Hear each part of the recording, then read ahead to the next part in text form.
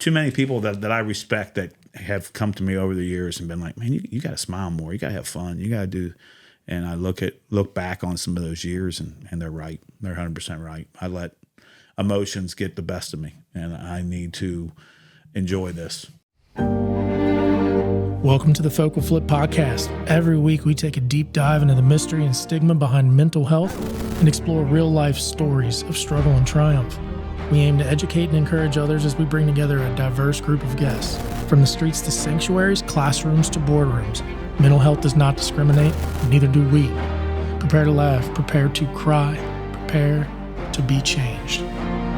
Let's get into it. Hey everybody, welcome back to the FocalFlip podcast. I've got an awesome face right here. Coach Aaron Stamm is with me today. Coach, how are you? I'm doing great. Thanks for having me. You're welcome. He's been supporting me from afar since I started FocalFlip and bringing some of the coaches on, and which is cool. I appreciate that. You'd send me a Facebook message like, "Hey, Mike, I love what you're doing. This is really good stuff." It's great. I told you this earlier too. I think coaches we don't always get that opportunity to come in, talk, tell our story, and some of the times we deal with the outside. It's not always good, and coaches sometimes get up, have a hard rap. So I think to be able to let them come in and tell their story, I think it's been great to watch, as the other ones as well. Just not the coaches. You've had some great guests on. It's been really interesting. Hey, well, thank you. I appreciate that. And I want everybody to know that when I get messages on this, because this stuff gets pretty tough sometimes, even just trying to produce a podcast, it encourages me. It really does encourage me to take the next step, because it's like validation for me. Hey, maybe this is helping people. Maybe this is really working. So, to all of you folks that send me those messages, it matters. That's why I told you that, because, here we are, got you on, and we've got a little bit of a storied history, even just before that, talking about you being assistant coach at 2003. We were talking about the 2003, what it was like playing and coaching in 2003. Right. It was great. I mean, everybody's like, "You were at Ryle?" I mean, everybody's like, "I don't know." I was like, "Yeah, I was at Ryle during one of the best years in Northern Kentucky high school basketball." And I didn't do much at Ryle. I mean, I was sitting there just in awe, watching Simon and Highlands and Ryle, of course, with Justin and St. Henry. St. Henry. It was just an unbelievable district. And Nate's telling me to go scout here and go scout there, and I'm thinking to myself, "My gosh, coach, you're putting me in charge of some of these scouts." Like, oh my God. Oh, we should explore that too, buddy. Man. I mean, that was one of the Shout best. Shout out Nate Nemi. Yeah, those are one of the best year. I happened to join him as the freshman coach. So I was a freshman coach and just sit on the bench with him and Terry Train. Terry was assistant coach. Yeah, and I just to learn from those two guys was amazing. And the talent level of basketball, to see Justin practicing every day, it was like, oh, now this is a different cat here that we're dealing with. And then to know that see it, isn't it? Northern Kentucky had 6 of those guys that year, or whatever it was. It was like, gosh, this is incredible. Not to say that there hasn't been good basketball since then, but man, that was a special year. It was, like you said, there's been even better players since then. Then we had great players, but it was the environment every night. Oh, it didn't matter what part of town in Northern Kentucky that you were going, or if you were traveling down to the Marshall County Hoop Fest. Right. It was packed and everybody was engaged and it was rocking. I can remember we played at Rye, or maybe I can't remember. Justin got thrown into the St. Henry section on a foul or some sort of foul, in and that they corner? Went crazy. And I can still remember, like, my gosh, like sitting there going, man, this is legit. Of course, I was right into coaching. I was just a freshman coach at that point. I was like, whoa, this is something here. Yeah, I've been telling the kids at Twin Huffle, like, practices were different too.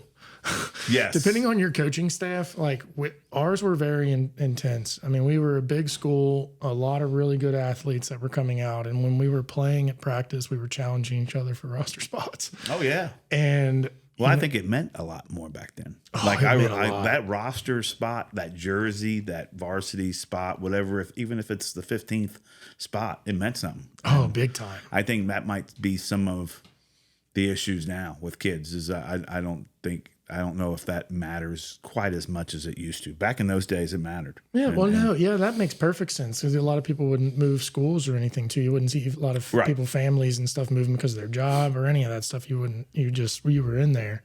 No doubt. And it was, you got to earn it. And if you didn't and you're staying in there, you better work your tail off to try and come back next season, man. Yep. But we had practices. And our practices were very intense. We were talking about it before. Brock knocked me out in practice. But that's not, I mean, we would have students transfer to Simon Kenton or like they would move there. And let's say like we'd have kids from Holy Cross, we'd have people from Scott, like just in those areas, Taylor Mill area. So you have all these areas. So if people make those moves, we had a couple kids that were our practices were intense. So it was not uncommon for people to get thrown out of practice. Oh, yeah. And it was not uncommon to see a player kick the daggone bar handle as they're getting kicked out of practice. Oh, yeah. And then it was not uncommon to see them on the line at 6 a.m. the next morning when I'm just trying to get shots up. Mm-hmm. No doubt. It was just that. It was that kind of era there of playing. Yeah, it was. Awesome. Well, I didn't know we were going to start off chatting about 2003, but I'm That's cool the with problem. it. I can talk about hoops all day. I'm good with it. It's you probably get tired of hearing it. No, actually I don't. That's why I enjoy it very, very much. So, okay. So we'll do our welcome and introduction. So I've had some people that have been asking me to do this. Should we do it now or should we do it later? I think you should do it. I think it's a great story. Okay. I honestly believe it's. All right. We are going to go ahead and do it now. So before I do my, before I hit record on these shows with any of my guests, I sit back and kind of tell them the backstory. A lot of you all, the viewers and audience knows, the story, the struggle, the come up, kind of the rise that is happening, unfolding in front of your eyes right now is the rise out of that. But a lot of folks, are like talking about my set and, hey man, it looks cool. It's like a professional set. And then you guys are watching it on here. And just so everybody knows, like my set is in my childhood basement home. Yeah. And that is by intention. That is by design. And the reason is because whenever people end up going through tough times, they commonly end up back in their parents' basement. And that was the case for me 2 to 3 different times in my life where I would be sitting basically in this basement and kind of in a bunch of pity, very, very down, not understanding life, trying to pray about things, but then expecting, answers to be what I want. And just being stuck in that situation where, you're doing okay on the surface, but then you end up being back in the basement. And so part of my mentality, my inspiration is to destigmatize mental health. And it's so people like myself don't ever get that bad rap or feel bad about having to end up back in your parents' basement. And so this is what it's designed to do. And everything that happens that you guys see outside of here, it's going to be amazing as we grow and thrive and change that through our own mindset change. But it can happen from a basement. It doesn't matter what you go through at all. If you have an option to go through, even if it's a bridge, something is being built on purpose. And so I wanted to make this be my meaning and purpose. And I wanted to use every single thing that I do specifically with intention. So for example, bathroom rugs. Would you ever see a bathroom rug on the table? No. Okay. FocalFlip. Right. Shoes on the table. That's a no-no here. We grew tobacco and black Angus cows. Okay. You ever put your shoes on the table? That ain't going to happen. What do we have right here? Shoe on the table. Okay. It's just all these little different things where it's like, hey, you know what? There's this respect stuff, but we want to flip your perspective to see the reason as to the methods and what happens behind it. Why is that? Things can look different. They can be weird. They can be messy. Okay? That's just part of it. And that's why I wanted to do this down here, and I wanted to keep it here. We've got a new office down in Covington as well. We're going to have a little set there, but this is where it's at. Right. Multiple times I kept coming back here, and I wanted to, I got healthy right here. I got healthy here, and I got healthy in that barn back there. First year of recovery, it was almost every single night. And I would journal. I hate to journal, but I would list. And that's, part of the story, and so part of the thing we want to do back there is have, a little set to where in the fall and in the summers, the sun sets over that. So it's like my serenity being back there. But I want to start recording a lot of our addiction, alcoholism episodes, stuff that, people really struggle in finding peace on that. And the episode time frame will be during the sunset. And as the sun completely sets is when we'll end the episode. Just specific stuff like that. Mm-hmm. I was down there, I had to go in the quiet when just not long before that, I could not be alone with my thoughts, And so with that, I wanted to flip everybody's perspective. I wanted to change, kind of your thoughts on some of this stuff. What you think you see at surface level is actually a lot deeper. Mm-hmm. But we want to show that we can carve those layers into the deep stuff and make it look normal. Mm-hmm. It's just common stuff that we deal with in life. And so we've got caught up in being labeled, diagnosed, which is all legitimate stuff. But in reality, there's a lot of the things that we can own ourselves through mentality that will lead us to a spiritual and peaceful life.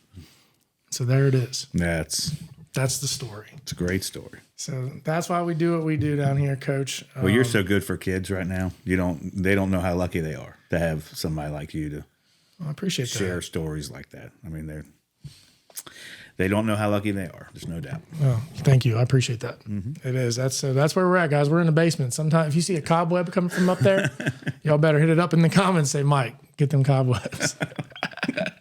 All right, Coach. 14 minutes of us just chatting to start. All right. So let's get into this. Here we are. Might as well start here. So 2003, you're assistant coach. Yeah. Okay, at Ryle. Take me into this coaching journey. What led you up to being a coach at Ryle? What is this thing with basketball about for you? Your background, give me the upbringing. Give me the story up to that. I played. I graduated from Ludlow in '96 and was all basketball, all baseball, basically. Those are the two that I still coach to this day, actually. And I always envisioned myself as a coach, and actually married my high school sweetheart who had to live with this and has currently living with this this coaching world that I'm on, and she's the saint of all of us. It just started at Ludlow as an assistant, and Joe Beard was my guy that I kind of looked up to, and he died a few years ago of cancer, and it was a tough one for me because he kind of got me into it. He hired me right away as an assistant and kind of went through about 5 or 6 years. And then we both kind of agreed like, hey man, if you want this to stick, and right now I wasn't going into teaching. So there was no paraprofessional coaches at the time. I mean, it was basically you're a teacher or you're not. So he said, if you want this thing to happen long-term, you might want to venture out and see what's out there. So went to Ryle for 2 years. Nate Nemi hired me out there and spent 2 years with him and Terry, and like I said, got to see Justin Dolman on a 1 year, which was incredible. And I wish I only had to see him for 1 year. It was incredible. And then from there, I was at the state tournament one day, and Joe Beard, Ludlow, he may have been the AD at the time. I think he was. Stopped me and said, our girls' job's open. Think about it. It just broke. Like Bryce and Warner kind of. I still thank Bryce and Warner because he kind of broke the barrier for paraprofessionals to coach that don't teach. I mean, he was kind of the first one. If you go back, I don't know if he was the actual first one, but in Northern Kentucky, he took the job at Ryle and kind of brought the KHSA. Then came out with the rule that stated that you didn't have to be a teacher. You could, you had to have 64 credit hours of some sort, Yeah. or you had to be a college, whatever it is. So Bryson kind of got that job, and it was kind of like everybody started not bending, but kind of making that rule go away a little bit here and there. And then so sat down with Joe and took this job, and this is to his deathbed. We sat and talked.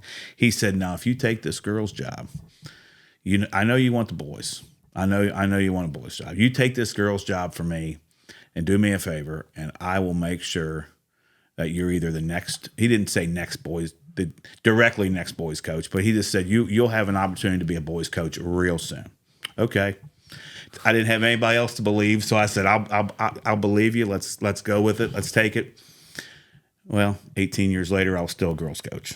So and had great time with it. Like, he's the one that did not think 1 ounce that I would enjoy girls basketball. I think he just wanted me to get back to Ludlow and be a coach. And I ran with this girls coaching job thing, and we had great success at Ludlow, and then that kind of got to a point where I had an opportunity to be the Connor coach over at that point. Yeah, I started seeing you quite a bit then. I was out of Ryle. So.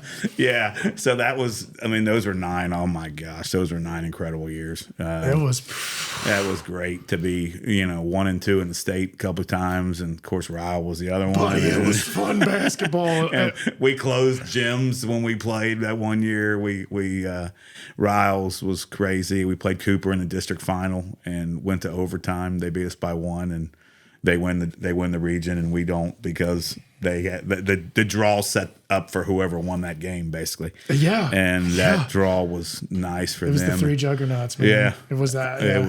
It was just incredible. That the people I've met at Connor were just crazy. And at that point, my daughter was starting. I was missing all their games, and my daughter was starting to play, and the Ludlow job came open again, which is. I always get teased about it. Like, you really leaving Connor when we were number 1 in the state that year for about 6 or 7 weeks. Part of that too. Yeah, like I know your roots are down there, but like, no. It was that was fun basketball to watch that year. It was. Oh God, it was so fun. And I always told our parents and our kids at Connor, you better enjoy this. Like, this does not happen very often. And, everybody has I got to win the region. If I don't win the region, it's not good enough. Or if we don't do this, it's not good enough. You realize that we went to like the Queen of the Commonwealth tournament at Christmas and beat like Sacred Heart and beat some of these teams that year that were incredible. And it was like, I didn't say nobody enjoyed it, but it was like, you're always preparing for the next game, and you're not necessarily worrying about what you're doing until it's over, and then you go, wow, well, that was incredible. Yeah. So we didn't win the big game, we didn't win the game that mattered, but man, it's still a lot of memories. I still talk to people that were on that team, and we didn't win the big game. It's still etched in my memory forever. But like that's what I'm trying to tell everybody. That year, our stuff was the same thing. Oh, it was incredible.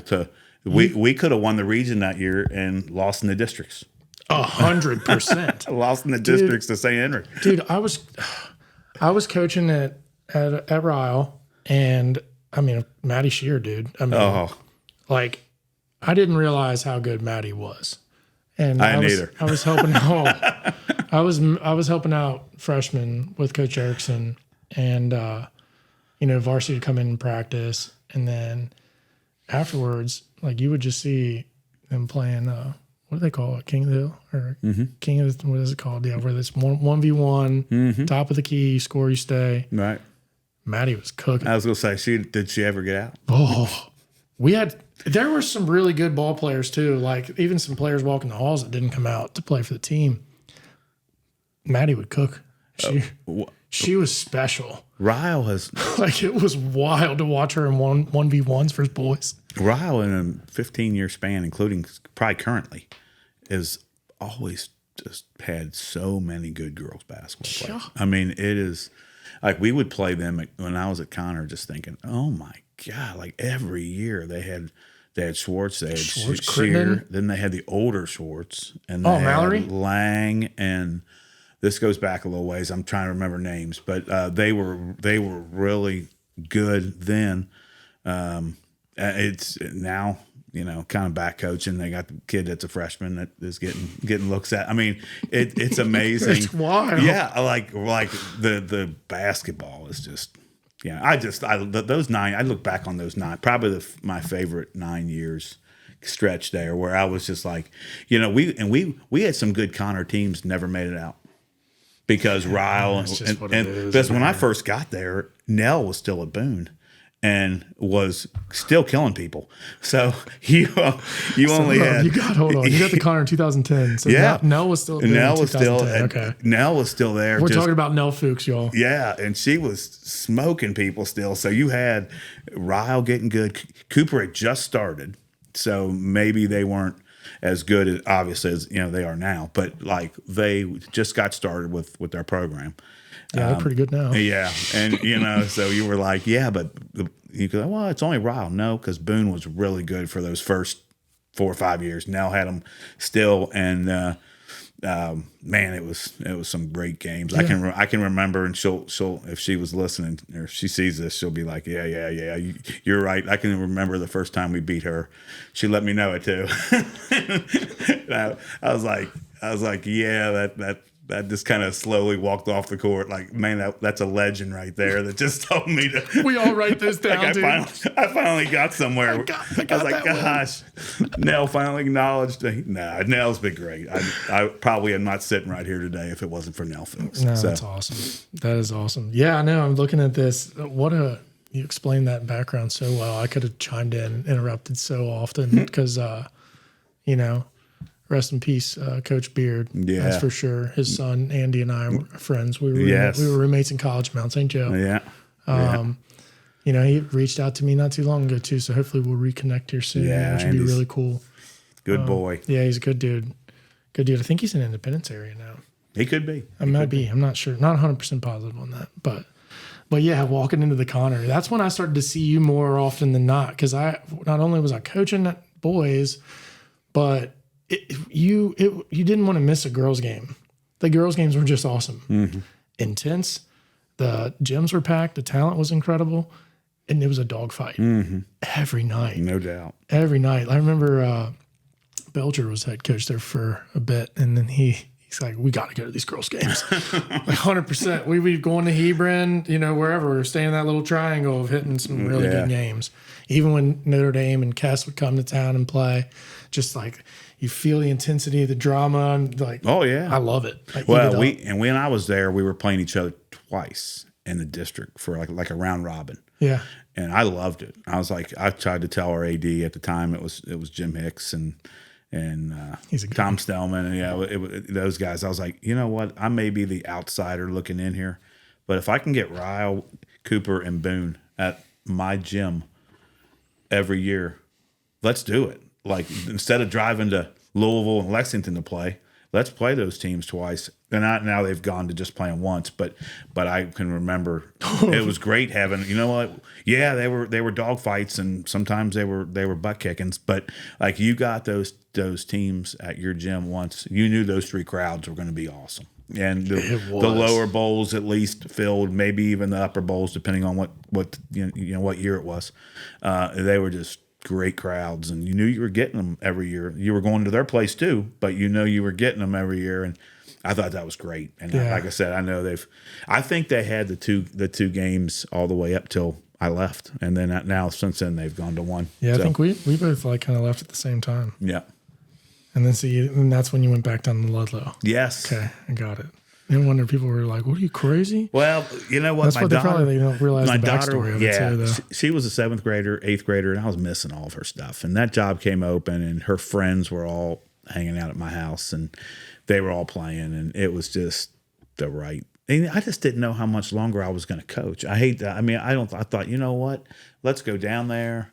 Never thought the boys' job would ever materialize. So I was like, let's just go down there, enjoy your kids, and then when they graduate, kind of make that decision if this is still something you want to do. And because everybody's like, man, you're only late 40s. Why are you? I said, yeah, but I've been coaching since I was 22 years old. I mean, some people, that's a career. I mean, I know I might not be that very old, but it's it's still a lot of years coaching that you kind of go, man, is this so? So I took that and had great fun with the girls' job, and then Coach Sullivan had to leave and give me that tough decision to apply for the boys' job, and I was like, man, I always wanted to do it, and then I did it and realized a couple years in that I really missed the girls' game. And wow. I mean, I really missed what a cool focal flip, you all. That's pretty cool. And it's crazy because I can sit and watch college basketball or high school boys games and enjoy it. And it's just, I miss coaching girls and the relationship you make with them. And Very I got cool. into it to where I love the 3 years of the boys coach. I always remember having that chance because I always wanted that chance. So to have that opportunity to coach boys, and Ludlow was great to give me that chance. But to sitting there, the girls' job even came open this past year at Ludlow when I was there, and I thought to myself, nah, probably not the right thing to do there. But I missed this girls' game, and at the time there was no jobs open. So what was it that made you miss it so much? Let's hear it. Explore it. It's the It's weird to say because you can build relationships with boys too. This is not a girl to boy thing. But yeah. I just feel like I have more enjoyment, satisfaction watching a girl. And it might not be a girl that's a diehard basketball player. Maybe it's a girl that just wants the experience to have a good experience playing basketball. I like working with them and getting them to be all in. It's a challenge. And I don't know, maybe you get away from it. Yeah, I had some success. I don't think that was the whole thing, but you get away from it and you go, man, I really miss this. And I start, I told myself as soon as I got out, and I have a lot of coaching friends that coach girls still, the Richies at Highlands, and I can go on Just Hours and people like that I've just call and they're on my phone. I can just ask advice to, and the one that's at Connor now was my assistant when I was there. So I mean, I have a lot of friends still on the girl side, and I just was like, man, this. If I'm going to do this, and all of a sudden these jobs start opening like in late May, I was like, oh goodness, if I'm going to do this, I better think about these jobs. And if I'm going to try to make the jump over, and just kind of fell in love with the one I'm in right now. Yeah, that's it. Well, let's talk about that. So Brossart one opens up. Mm-hmm. So yeah, let's talk about, we've been talking about these Connor years. We're talking about the Ludlow girls years. We're talking about a few years in boys. It's over 400 career wins, my man. Yeah. I mean, yeah. Tip of the hat, bud. Yeah. Because shout out, that is amazing. Anytime we get into these kind of milestone numbers, a lot of coaches are like, yeah, it took a lot of years and stuff. No, this is my job where I get to tell you good job. Thank you. Because I do know how tough that is. Yeah. Because I know what it takes behind the scenes every single year. Yeah. So congrats on that. Oh, thank you. Just continuing to build that resume, doing what you love, making the move when you missed it. That's pretty cool. You could have sat there and continued to do the thing based on that norm, but actually deciding to make the move and do the action. Yeah. With where you're at in life. Right. And good, you know good what? for you. My kids are older now. They've all done they're doing their thing. And it was like, and none of us coach for money. We obviously don't have that luxury. But if and it's like we're sitting here, and it's like, do I go back and miss the girls' game and coach boys, and they'll have a great year at Ludlow, and it'll be great for them, or do I try to pursue this maybe one last time, or just try to pursue it again and see if coaching girls is where I was supposed to be, and I think it is. I think it is. Awesome. So the Brossart job opens up. Yeah. Okay, what's going on in that brain when you go to hit apply? When you start hitting them texts, like, what do you guys think? You guys think I should go for that? What do you think? Talk to the family? The funny thing about the whole thing was you figured out, I was the head baseball coach at Ludlow this past year. So, I'm involved in coaching down there during the season, and jobs aren't, if you remember, it was fairly quiet in Northern Kentucky and with coaching. And I had that feeling like, man, I just really want to get over on the girls' side again. But I'm, we're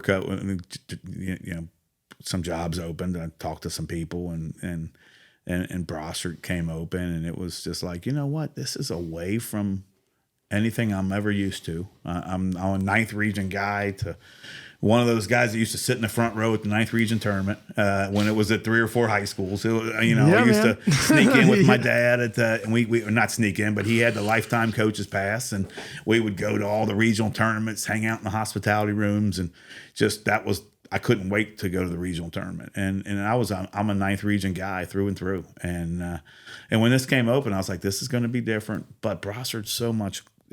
Our schedule is ninth region top heavy anyway, so it's like, man, let's do it. And I went over and talked with Chris Holtz, the principal, and Ron Verse, the AD, and felt really comfortable with those guys. And I hope that when I left there, I was like, well, we'll see if they feel comfortable with me, because I felt really comfortable being in there with them. But you never know what you don't. Athletic you really directors don't. and principals are doing, and it's sometimes you wonder if they're interviewing you because they want you, or if they're just interviewing you because they need to get a couple people interviewed. Well, that's both true, and and that happens. And you go through these situations, and my son's like my agent. He's like 22 years old, works for the Oakland A's. He's a clubhouse manager for the Oakland A's minor league affiliate. So awesome. He's walking me through this, and he's like, you got to go apply. He was helping me coach at Ludlow too last year, but he was like, you got to go apply, at least go through this, and look at the Brossart, look at tradition and the families that are out there, and so I did, and this is where we're at. Yeah, there's tradition. There is. There's 100% tradition out. And I went to the fall. I worked a bunch of volleyball games, worked a bunch of soccer games, and they're winning in those sports and just killing it. And it's just a really positive place to be right now. That's awesome, man. Well, congratulations. Thank you. That's very cool. Yeah, we're both year one in that. You got a little more wins than me.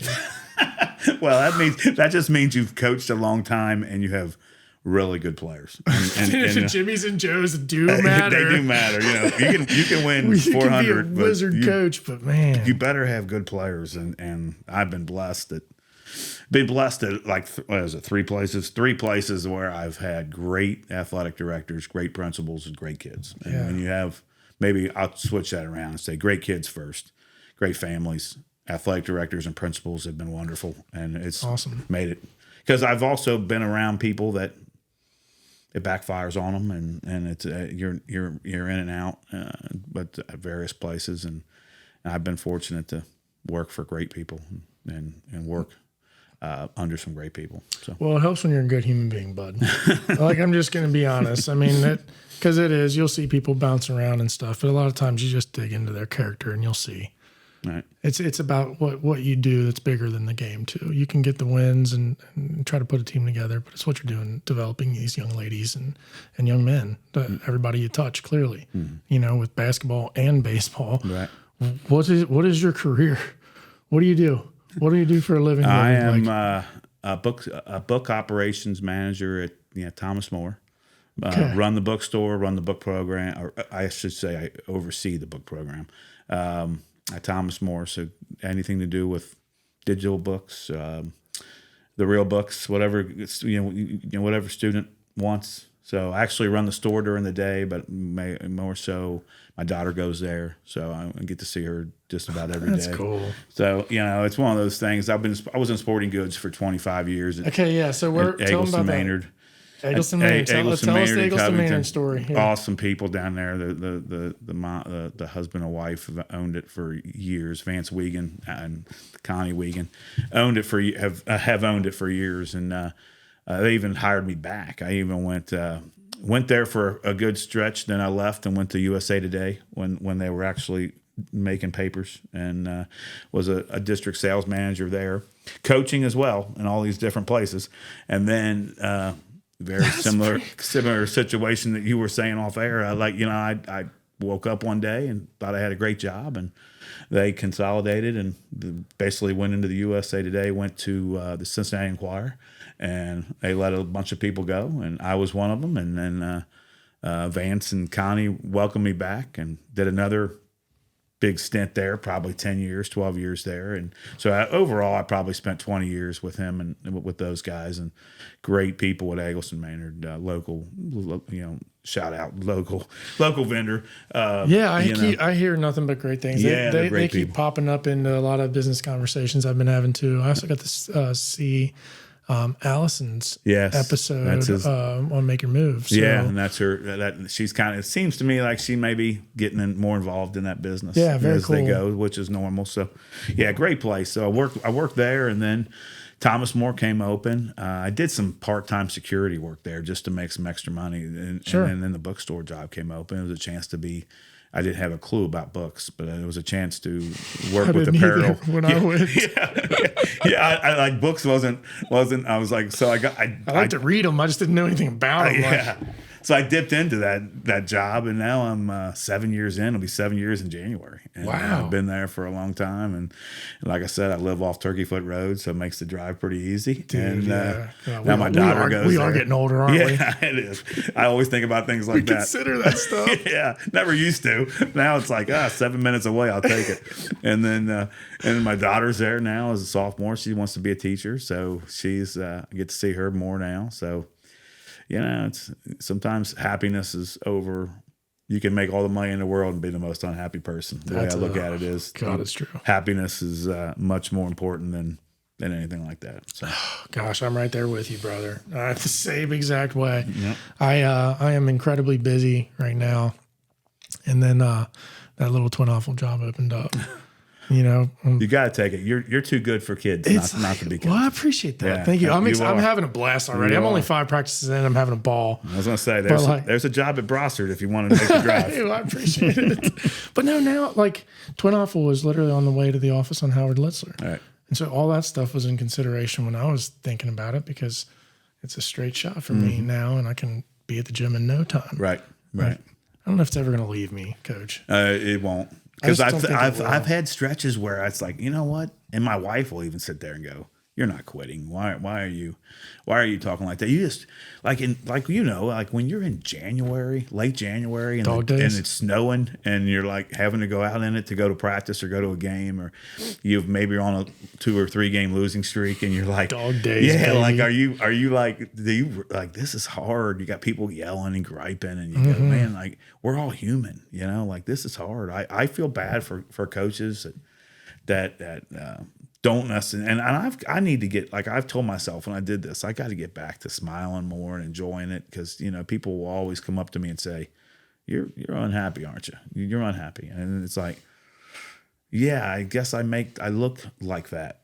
I guess I don't mean to look like that, but when you get to a point your age, like, I'm not getting any younger either, and it's like, yeah, I let the emotions, they're on my sleeve sometimes, and we could, couple bad practices, couple bad games, and maybe I'm stuck in the gym 6 or 7 straight days because of coaching and maybe running leagues or whatever else is going down. It wears on you, and sometimes we as coaches are probably guilty of it. Of us showing.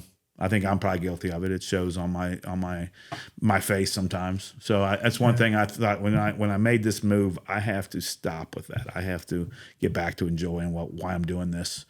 I'm doing it for the kids and trying to give them the most positive experience they can have. And I need to quit worrying about, sometimes it's not going to be the most convenient thing for me, but I'm going to do it. And so is that just we're all learning? Is that more of that control thing? Like, because like what I've noticed with some coaches too, with our emotions, like when I'm in like practice and stuff, I'm locked in on instructing. I'm pretty locked in.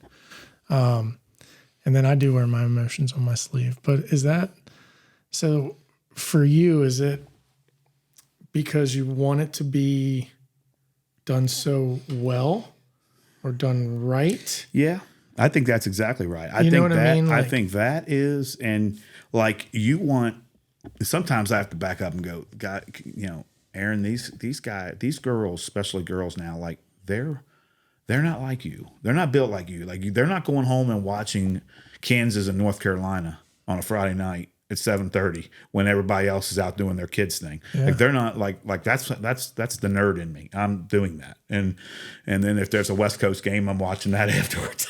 God, we're all nerds. You guys are sort of putting their theme together of us coach nerds. And I've learned that like these kids aren't doing that. They're not going home and watching like Louisville's women's team. They're not going home and doing that. They play basketball, but that's where it stops. And I've had to dial back a little bit. Like I get that part. Jeff Stowers said the same thing. Yeah, and Jeff was a great interview that you had, because there's a lot of things that I respect about him, and probably more now that I've listened to the interview. And I've just had so many dealings with Jeff in the past, just coaching against each other, just talking on the phone, we're in different regions now, but we do play still. So it'll be fun to catch up with him when we play. And it just he's a great guy. Old boy had to go soft on us, didn't he? Yeah, he did. Still getting dubs. Always. Buddy, he's got a machine out there. So he does. He has a machine. But that's interesting you say that, because when I spoke to Jeff and I went and started watching some of the girls' game, I love their family. I've noticed that with him too. And then when I had him on here and you know the story, it just makes you change the way you move a little bit. Oh, I think there's a lot to it, because I will be honest. You deserve to enjoy this stuff. You don't deserve to be stressed, man. Like you're pouring into everybody else. Well, he was talking about his health, and I was diagnosed with a diabetic when I was in 2021, 22, something like that. Man, okay. And my lifestyle went from, probably in a longer period of stretch, like 307 pound wise to about 240, 235. Feeling a lot better about where I'm at. I'd love to lose more, but the diabetic was hit me in 2021. Talk about lifestyle change. I mean, it would not be and I love talking about this, because I tell this to our kids too. Like, it would not be crazy like this. This would not be water in 2020. 2019. Probably this would have been a huge old 32 ouncer from Speedway or one of those places. UDF. Yeah. I mean, I'm talking now. If I drink a soft drink, it's Coke Zero or it's Pepsi Zero or something like that. But it's a lot more of this. And I knew I needed to. I lost a little bit of my middle finger. Because I had an infection in my finger, and it sent me to the hospital. Okay. Was just going to get it cut off, like it was like an ingrown fingernail is what I thought it was. Just going to get it cut off. When was this? This was 21. Okay. And my trainer at Ludlow was like, "Yeah, you need to go check it." So I went and got it, and my blood sugar was around 12, or I'm sorry, my A1C was above 12. Yeah.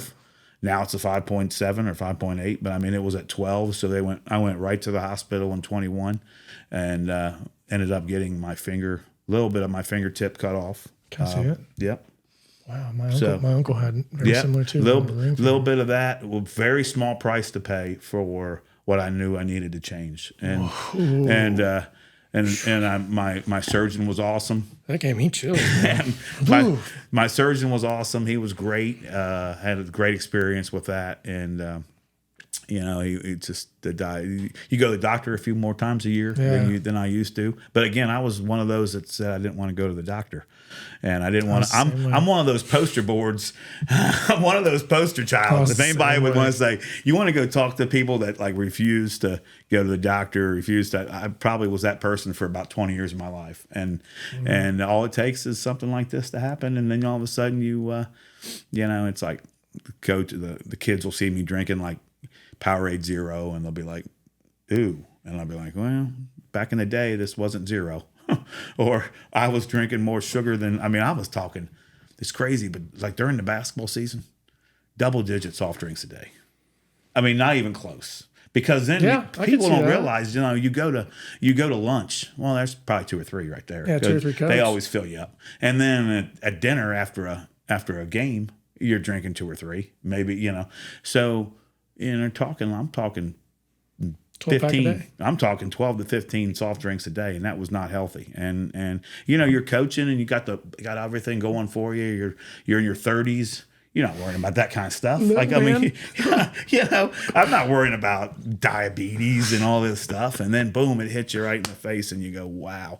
And the funny, I guess it's not funny because my wife still hits me for this, but got my surgery on a Friday morning, coached a girls game with a nerve block Friday night with my finger being cut. You are a dog. And she brings me down. He's definitely one of us, y'all. She brings me down to the gym, and she's basically calling me every name in the book on the way down. Like, you are really coaching, aren't you? You're just not going to go and watch. I was You just no, can't do it, can I you? can't go and watch. You just can't do it, can you? So I have this nerve block. Like, if you let it go, then the daggone thing will go all the way to the ground. So this nerve block's on me. I'm sitting over on the bench coaching, and I mean, everybody was just looking because everybody in Ludlow knew the story. They knew what happened to me. So everybody was like, "This guy's an idiot. This guy's crazy. What a freak!" And I'd be like, "Yep, I am crazy." That's so sick. I love it, dude. That is a dog story. I got I don't care stories. what you guys. It's seriously. It don't matter how old you are. Like, it's what do you do with what happened to you? Yep. It's like here to. You can go against advice if you'd like, but at the end of the day, when you love something and you just have to be there and you got to follow your spirit and your soul to do it. Well, when your doctor goes, "Well, I guess you can go," but then it's over. Then you sure you want to? Like I'm How not did you really. feel the next day? Oh, how did I feel at midnight the same night? Was that something throbbing? When that nerve block wore off? Oh, buddy, I can remember, because I said, well, I'm going to at least have fun before this nerve block rolls off. So I went to the game, and I can remember sleeping on a recliner right next to my wife, and that thing just going, oh goodness, that thing just throbbing like crazy. And I was like, oh my God. Extreme ownership, y'all. And I was dumb enough to I'm going to go coach. have some fun until that nerve block.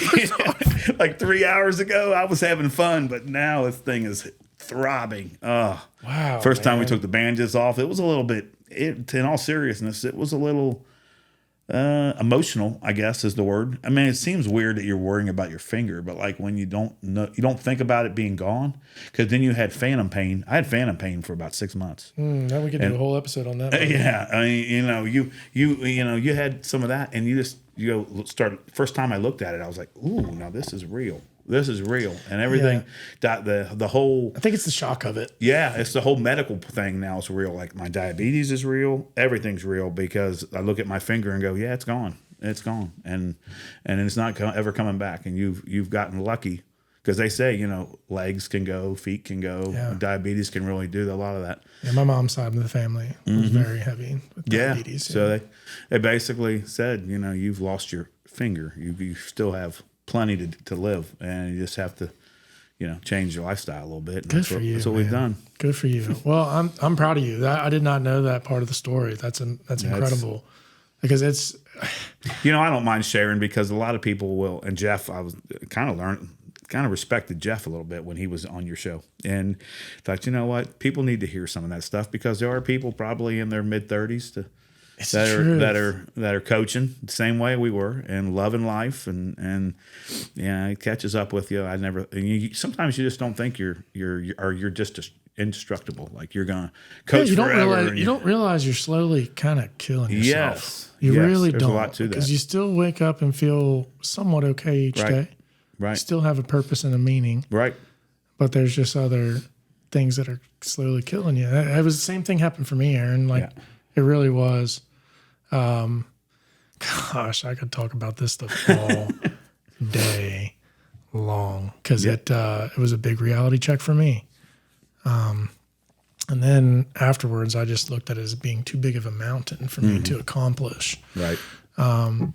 But now, shoot, I since with your journey, I'll let you try some of our North Star. I'll send you some of that home. You would absolutely love it based on yours. So we it's got like a natural diuretic in it.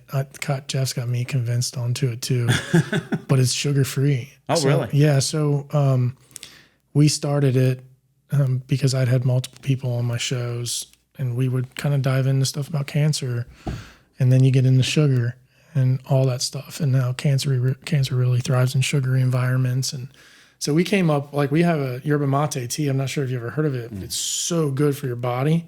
So what we did was make an electrolyte mix with it with no sugar. And we've kind of blended them in together.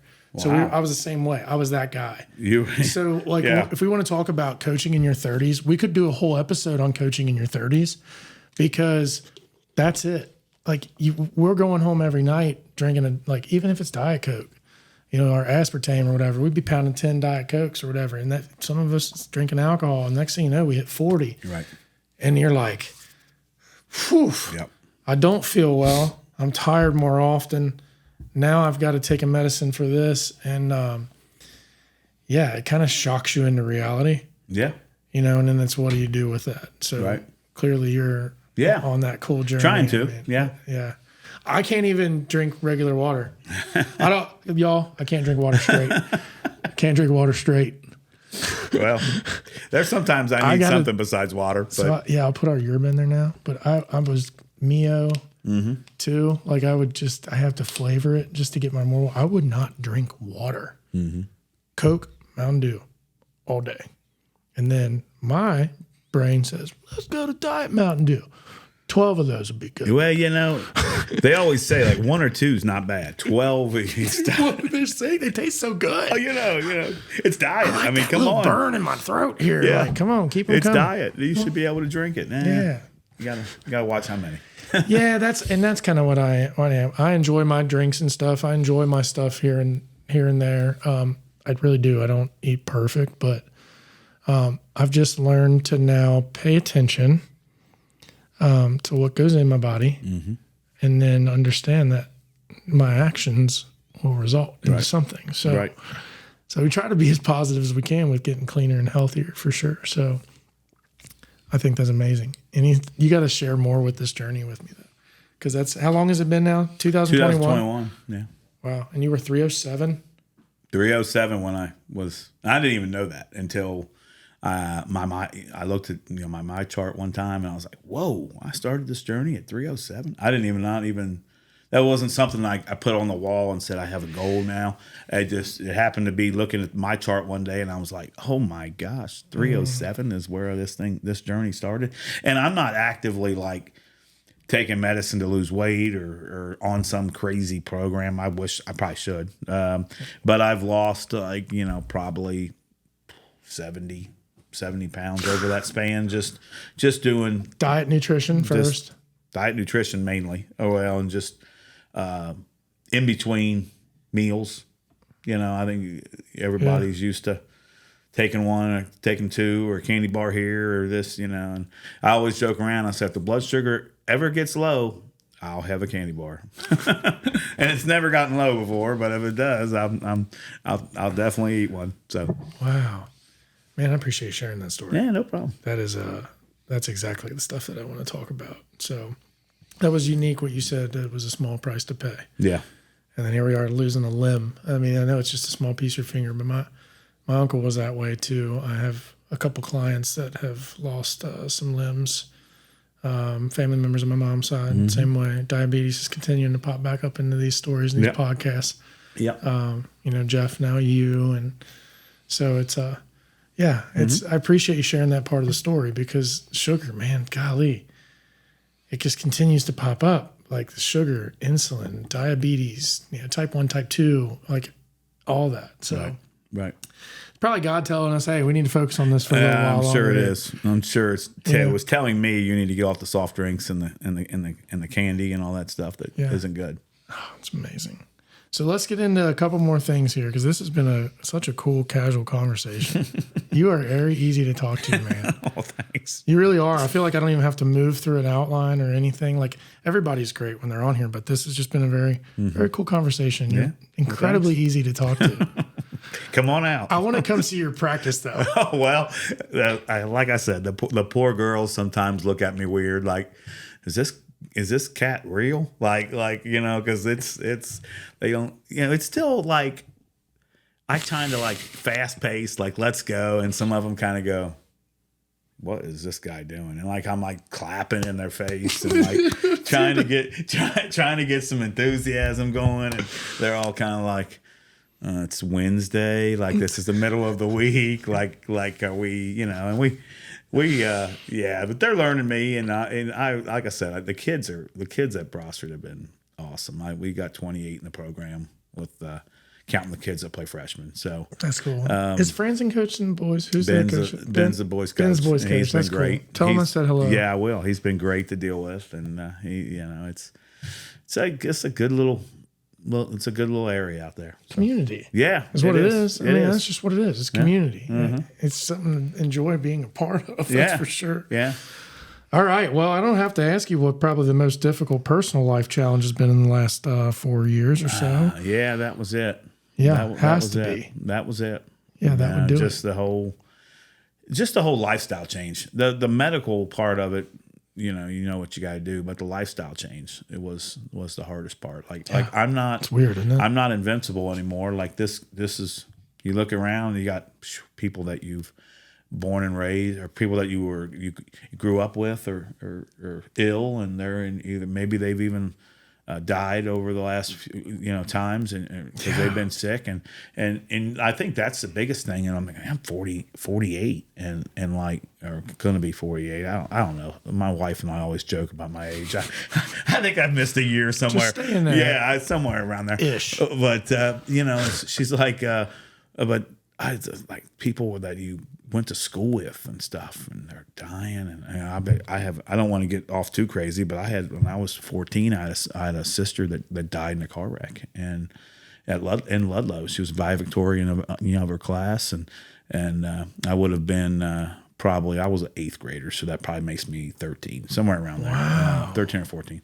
So yeah, so that's how, when I want to say like dealing with real life stuff, like that's my first experience of dealing with real life stuff. Like 13 years old, find out your sister died in a car wreck, and the whole city of Ludlow shut down for a few days or maybe a week, because that was a big deal there then. And wow. So if you would have graduated in 96, then that would have been 1991. Yeah, she was a 91 graduate. Yep, she had just graduated. It was August, so she was getting ready to leave for college, and oh my goodness, August of 91. Yeah, so that was my first dealings with. Were you all pretty close? Yeah, very close. Because I say you were 13.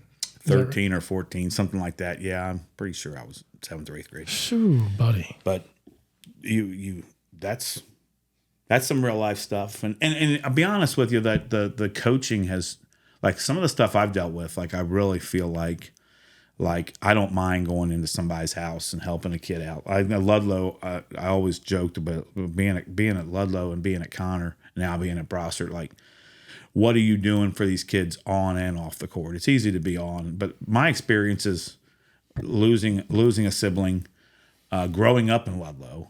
I thought I was one of a perfect fit to help some of the kids down there, because no, I didn't have the rough.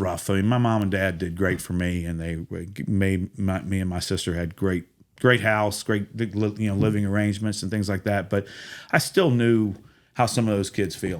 Like there were some that we coached that needed a little bit of love and a little extra TLC for sure, right? So I think some of the stuff I've dealt with, over the years has kind of helped me get where I'm at.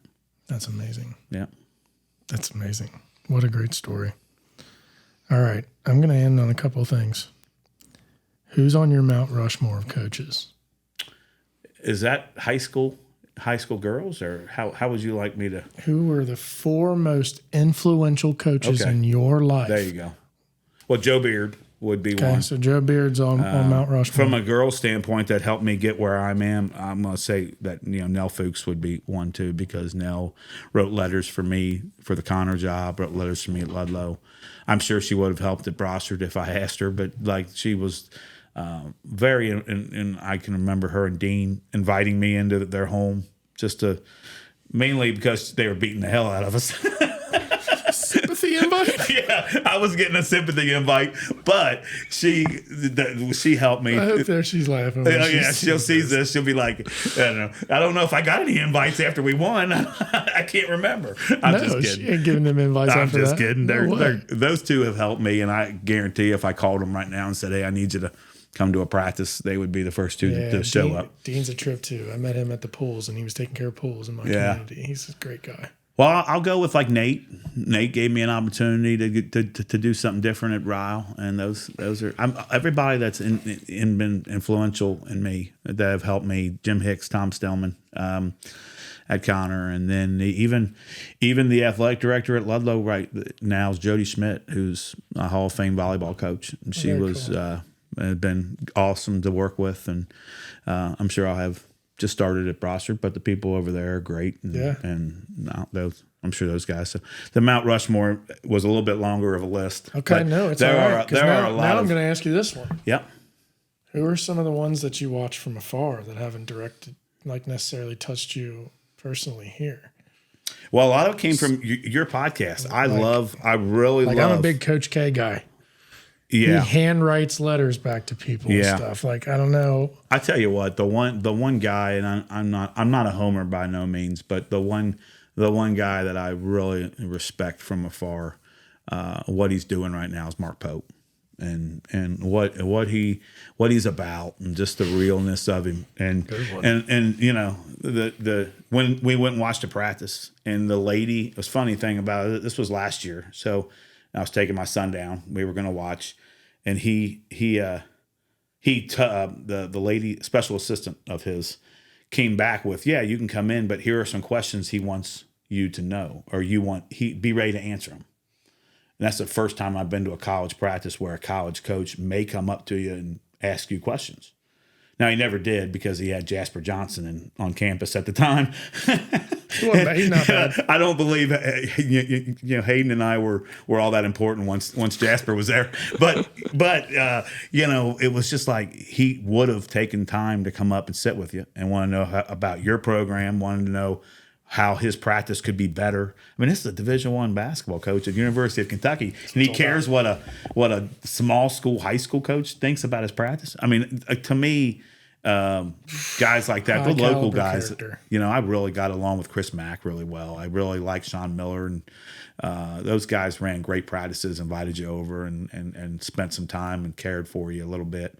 So I kind of get into the local brand of the coaches. I'm like that. But I get watching your podcast is really like, I really respect what Timmy has done with the situation he had, how he handled it with character. And then when you look at like Andrea and what she's done, I mean, your podcast is, I've listened to some of these coaches on this going, wow, like we all have stories. We all have stories that are like real life stuff. And it's like, you only see them like a couple hours a day, and we're supposed to put a coach face on, but we're all humans. And the coach face is wonderful, but we're all humans, and we all have real life stuff. And that's what this podcast I've liked about it. I appreciate that. Yep. I appreciate that. Well, that's amazing. That's all I've got today, man, right now, because this has been excellent. We've gone a little bit over an hour. Is there anything that you want to end on? I've got greatest piece of advice to pass on. You've been slinging some wisdom. Got anything you want to end on? Relationships. If that question is about what I would tell coaches, it's relationship building, man. You've got to do, and I don't know if I've succeeded with this. My goal was to build a relationship with every single player I coach. I know that's hard to do. And some they have to let you in too. That's the hard part. Is sometimes you're put the ball down. They have to, So I would just say build relationships, man. That is the most important thing to coaching and in life. And I'm just big on that. I've pushed that at Brossart, even with my coaches that I have out there. It's like relationship building, and so.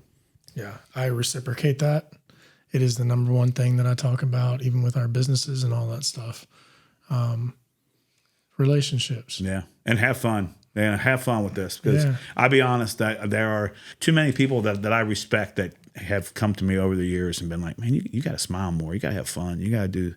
And I look back on some of those years, and they're right. They're 100% right. I let emotions get the best of me, and I need to enjoy this. I'm still coaching. I'm still doing what I love. Like I didn't know at 22 years old, at 48, I would still be coaching. Yeah, that's crazy, isn't it? But I'm coaching, and I'm doing.